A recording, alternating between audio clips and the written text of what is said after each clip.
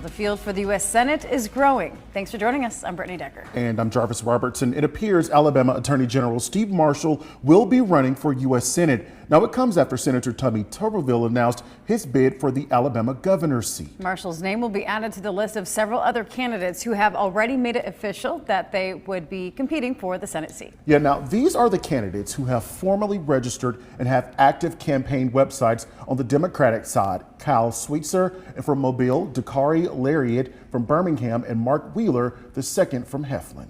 On the Republican side, we have Steve Marshall appears to be running, and Jared Hudson has formally registered. Now, WVTM 13's Lisa Crane spoke with Hudson and Marshall today. She joins us live in local right now. Lisa, the primary is about a year away, but we've got a long way to go.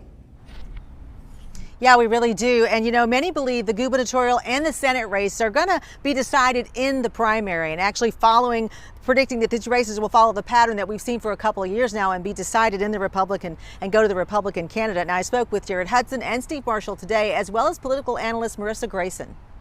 Steve stands for freedom. The announcement that Alabama Attorney General Steve Marshall would run for the U.S. Senate was no surprise to most. His YouTube ad highlights his closeness to President Trump and the Trump agenda. I think what Alabama's needing with their next senator is a strong, proven leader who can support the agenda of President Trump and represents the values of the people of Alabama.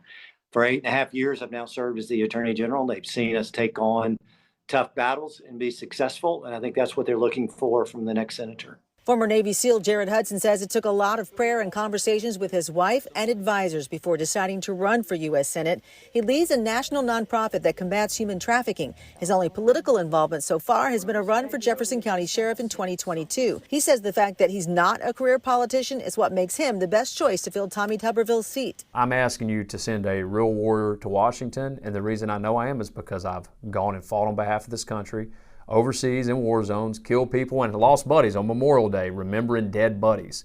That is what a warrior does. That's what a warrior is. Worked with law enforcement, worked as a law enforcement officer stateside, going out to protect the people in the community that we lived in. University of Alabama political science professor Marissa Grayson says we'll see several more Republicans entering the race over the next few months, but she feels at this point Steve Marshall has the advantage. Primary elections, the people who tend to show up are the people who are very, tied to the party, pay attention to politics.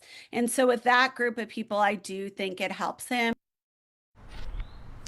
Now, Grayson says for Democrats to have a real shot in these statewide races, the party needs to unite and have a cohesive strategy, because she says right now it is very splintered. Live in Birmingham, Lisa Crane, WVTM 13.